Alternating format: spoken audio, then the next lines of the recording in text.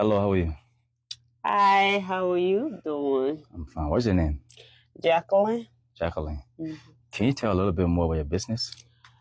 Um, my business is called Royalty and J Boutique, Okay. and it was funded by my husband and I. When? We started like I would say 4 years ago because I've been here for 3 years, and then we did 1 year at home. So how do you guys came about starting the business? What? So during COVID time, I was working full time. He was working full time.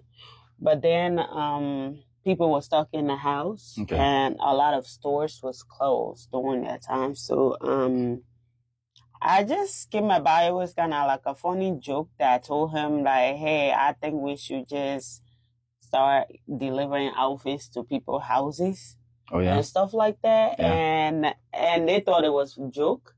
So I just went online, started buying stuff, and first it was just kind of like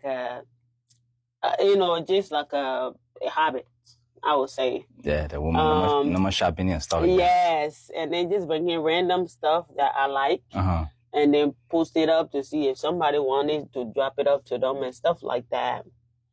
It went a little bit great, and kind of got a little bit more confusing because what I like, that's not what people was liking, which is weird. But anyway, that was a good part to say. So then I start focusing more on what do I see people wearing and what's trending. So I start thinking about it and start bringing a little of that in as well. Oh, so you start making your research and see Yes. what people wear and what people like instead of what you just like. Yeah, what I like. I just try to slow down on what I like personally. I will first focus on my audience. I will focus on was Liberian community. Okay. More of like what they would want to wear and stuff like that. Okay. And then when I realized it wasn't, giving or going that route, then I was like, oh, maybe I need to think about another community instead of the Liberian community. Yes. So what were you working as? You said you were working and things. So I was working as a technician during that time. At a job in Plymouth. And then I was also working as a nurse. Oh, you were a nurse? Yeah, I was working as a nurse on the weekend because I do have a nursing license. Oh, you went to school for nursing? Mm-hmm. You have a nursing license? Yes. So you left the nursing work and started doing business? Yes, I was doing both of them. I was doing nursing part-time and I was doing technician full-time. But then I was doing the clothing at home as well. So it was like 3 different things we were doing. And my husband was working full-time. So we both were just exchanging shift when we leave. And then we kind of like, promote the business as well. Mm-hmm. So what encouraged you to leave the nursing job to start selling clothes? And when you went to school for nursing, you earned a license and a degree. Well, so when I left the nurse, I didn't just leave it, right? Mm-hmm. So I thought about the fact that, any career that you are doing, you have to have some kind of backup plan. That's what I was thinking of because I figure out nursing is a career where when you work, it's kind of like you building somebody else's dream and stuff like that. But then you're helping people in the sense of, wanting people, like just helping people out, which is a good thing. Yeah. But then if something goes wrong, at some point I feel like you are leaving nothing behind for your family. Mm-hmm. And then nursing was more like a 1094 job. So everybody will live just the same way where you pay bills and then you look in your hands, you don't see nothing else. Then you just go back and do the same thing over and over. But then I just figured out that wasn't, I wanted something else. Something happened to me tomorrow, my children, are they going to be okay and stuff like that. And which was, having something I can leave behind me. Okay. Because nursing degree, you can have it, you work for 20, 30 years, but then when you know more, you take that degree along with you. Okay. Business, you don't. That makes sense. Yeah. That makes sense. Mm-hmm. So how's the business working for you since you started? I know it's been 4 years. What? Yes. Business has been great. It's been going really good for me because most of my clientele in Minnesota. And I really do appreciate them so much because they are the reason why I'm still here.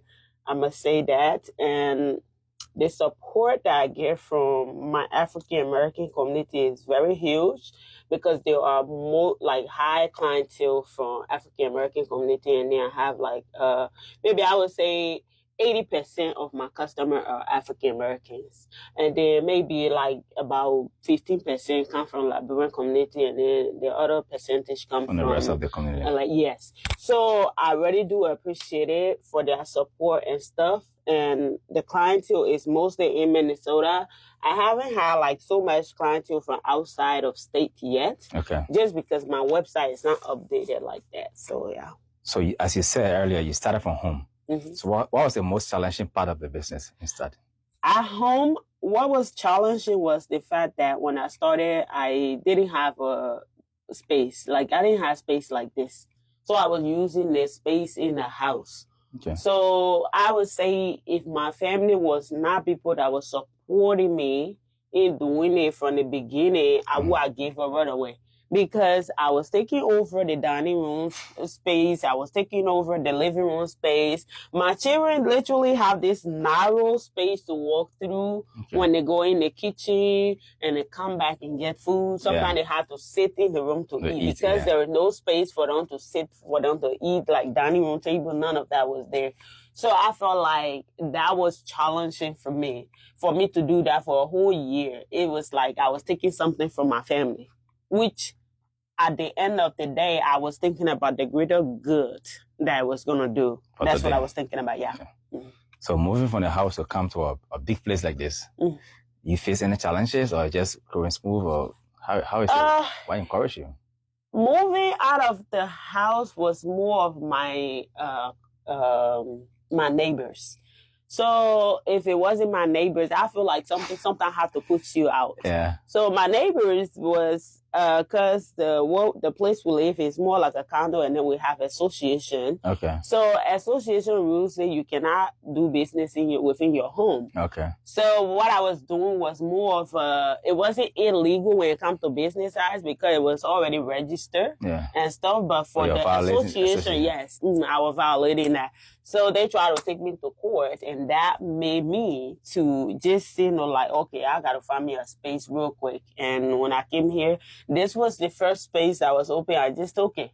I didn't even wait for anything. I was there like, I'm taking it. Give it to me quick. Were you kind of terrified getting the kind of place? Yes, I was. Paying your rent at your house and then paying rent here. Were you scared or something? Yes, I was. I was very scared because at home, I still pay my bills regardless, Yeah. But then leaving the house to come here was just like I have to pay bills for this space, and then we have to pay bills from home. So it was more of like challenging for me to think about like, because when I come here, I'm not going to be working again full time. You know what I'm saying? Because I have to focus on here because I will have a schedule and all that. Yeah. So when I came here, I was the only one that came here first. My husband was still working full time. Okay. So when things got a little better, when people started knowing that we was here, that's when he had to quit his job to come here too, because it was too hard for me to control the clientele by myself. So what business strategy, because you are a nurse, you didn't go to business school. What business strategy did you use to have people come here?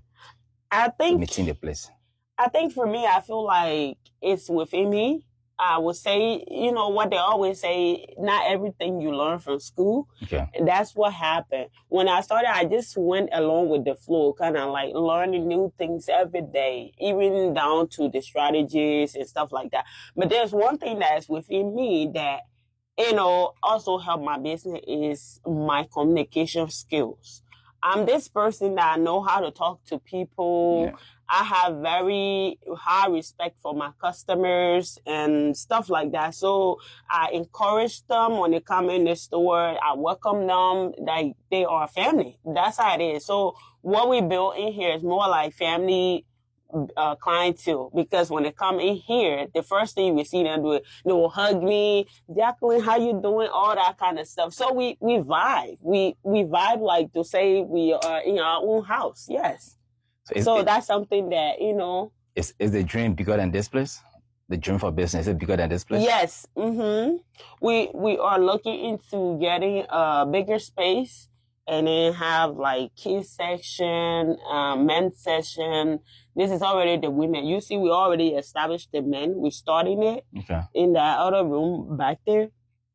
And as times go by, that room, when men start getting used to shopping in there, then we will try to start a kid, like, children. Yeah. When children start moving, then we will kind of put all in one and kind of like moving a bigger space. And then all of that will be more like a department, kids, women, men, stuff like that. Yeah. So you won't mind showing us the place and showing us things you have here? Not at all. Okay. Y'all welcome to see the place. Follow us. Let's see Jacqueline Boutique. Okay. All right. So in here we sell women purses as well. It's not just clothing that we sell. Okay. And then all the little, how are you? All the little accessory over here as well. We have glasses, socks and lashes and all of that. Okay. And then this over here, this is my fitting room. This is where the girls come to, fit their clothes and see how it look on them and stuff like that. Okay. That's my fitting room. And then we have a shoe section back here. But this is all the clothes we sell, like different kind of stuff. All the way over there. If you like to go to the club, definitely hit me up. You got barbecue, hit me up. You got baby shower, hit me up. Right. It's for outside though. So these are the heels that we have in here, heels and slide shoes, whatever you can think of is right here. And then we have our boots section back here. All these is the boots. And then right here is the slide. The slide. Yeah, that's, this is the section. Then we have the men over there. I don't know if you want to see the men. We can go there. I don't mind. I don't mind. Y'all come on, let's go so y'all can see the men. So right now we're going to the men's session? Yes. Let me get the keys. There we go. It's just like a door down from here. Over here. So this when you do come in, you see that we have men jeans, the shirts, and then we just start doing like men glasses and the hats and stuff like that. Sooner or later, we'll have a couple of things in here as well, because we just started. This is 2 months now. The men's section? Yeah, we just started, so it's been only 2 months for the men's section. So, yeah, but... So if you want your fancy and nice glasses, come right here. Definitely.